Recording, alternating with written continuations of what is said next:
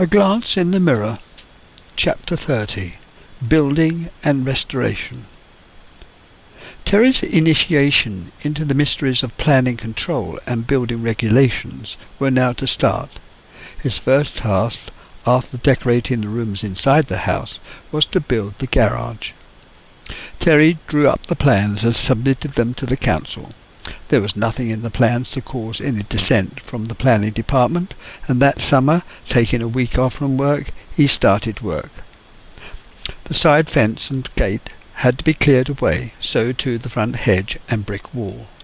Terry began by digging out the footings, which needed to be dug to a depth of 4.5 feet to allow for the clay subsoil. Unfortunately, his lean-to garage only needed one side and a back wall. Overall it measured 20 feet by 11, and when it came to filling in the footings, it was even more of a struggle than digging out the foundations. By not having a cement mixer, Terry had to mix the concrete by hand. It was a massive undertaking which seemed like tons of concrete to mix, cart and pour. To make it a little easier, he started heaving in some of the 2,000 bricks ordered for the walls to supplement his mix. He quickly realized how little a wheelbarrow can carry. Building the walls slowly took shape, taking care of the stability of the single brick one-pier construction. And when it came to pouring the concrete into the shuttering over the double doors to form a beam, he nearly met his match. Lifting a bucket of concrete up above his shoulder height to pour into the shuttering was far harder than he imagined, particularly because the ladder was so short. Eventually the job was finished, with the roof on, parapet built, and doors hung, including the fixed frame window to the rear. Now he had to construct the drive and lay the garage floor. It took him so long to level out the hardcore, breaking up the bricks into manageable pieces, then to mix up the necessary concrete. Sally's father came over to lend a hand, and at one time Terry thought he was going to have a heart attack. To make the job go faster, Terry shoveled up a massive pile of ballast and cement in the road, and as he hosed in the water, they started to break down the sides of the pile to mix up the concrete. Unfortunately, the sides broke, and a wet mixture of half-mixed concrete started to flood out into the road. What a gallop they had to rush round to stem the tide. They furiously mixed up as they circled the pile, stiffening up the mixture. Poor father-in-law had to go in for a cup of tea and a long sit-down. Later on that summer of 1960, the family went on holiday to Bournemouth for a week's stay at a hotel with Cedric, Joe, and their new daughter Jane. Cedric was doing his internship, and Joe, a physiotherapist. Both worked at Wembley Hospital.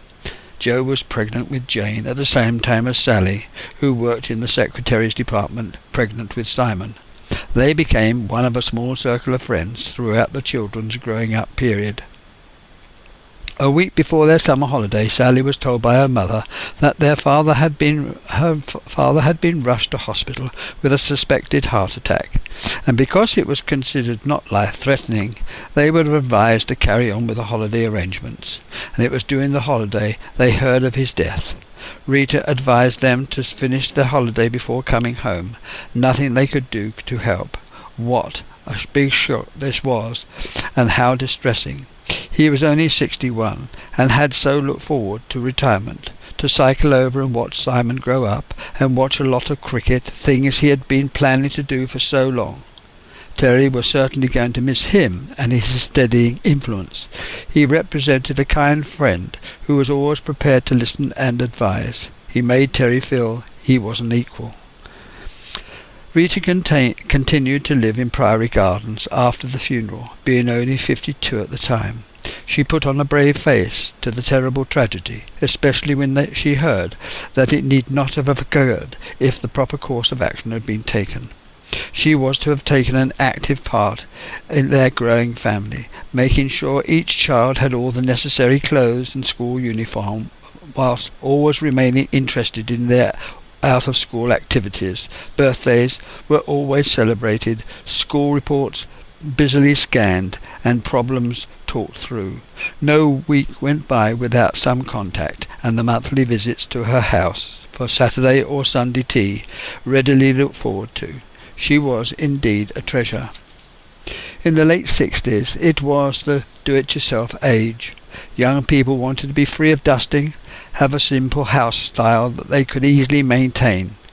It became the age of minimalism, to remove all the plate and picture rails, dado mouldings from the walls and figure plates from the doors, box in all the stair spindles and panelled doors, knock down fireplaces and hearths, remove the overmantels and fire surrounds, and replace with electric or gas fires mounted on the wall.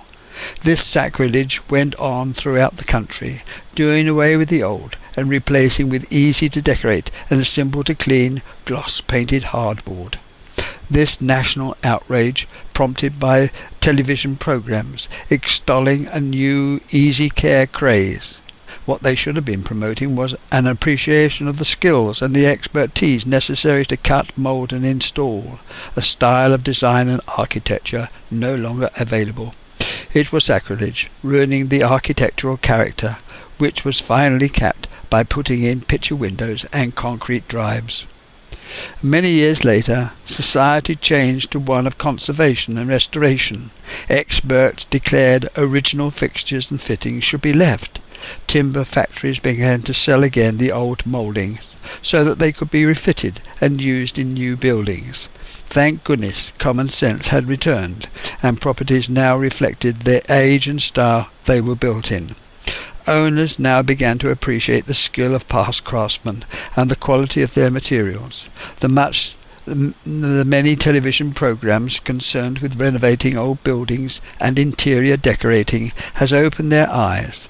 House buyers are better educated to appreciate past standards. The Philistine age of knocking everything down has passed with the advent of educational television programs that explain the skill used in the past and the materials and wood used, both of which could now be obtained.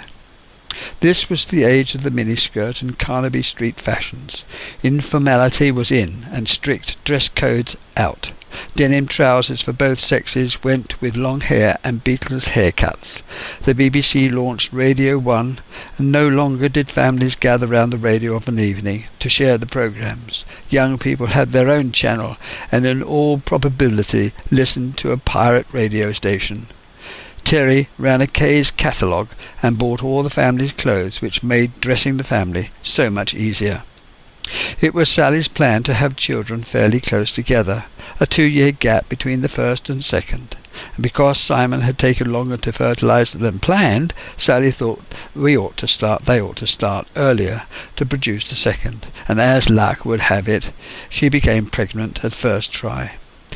David Harry, named after Sally's father, greeted life a little early on the 3rd of September 1961.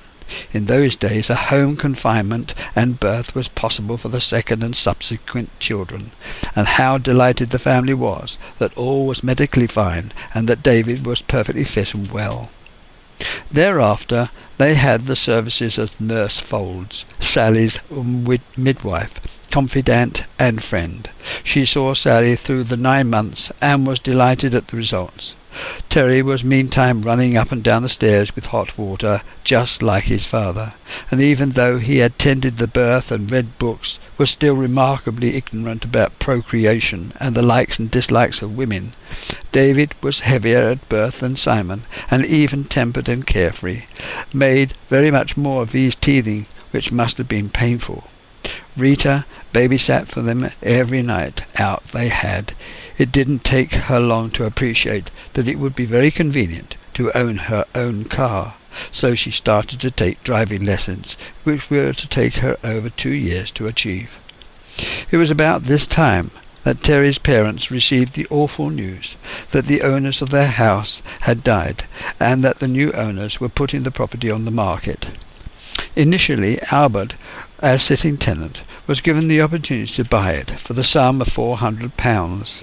This, of course, he flatly refused to do, because he said that he didn't have the money, 1, and 2, because it went beyond his principles of never to own his own property. It was the first tremendous blow to Terry's mother. Over a period of many months, every avenue was explored to come up with an answer of where they were going to live. Even the Freemasons were involved, but they refused to help. The council were informed. Initially, they said they couldn't help, and as time went by, Albert's position became more urgent. Something had to be arranged, and quickly, to find a home where they would be happy and live out their lives. They were given 6 months to find another home, and after trying every avenue, the council came up with a solution for them to live in a ground floor flat in a block of flats in Mill Farm Close, Pinner Hill Road. Derek, who was living with them, the last child at home, had to dismantle all the fixtures and fittings, help burn all the furniture not wanted, and prepare for the move. What a disastrous thing to happen! My father had all the time in the world to prepare for this moment.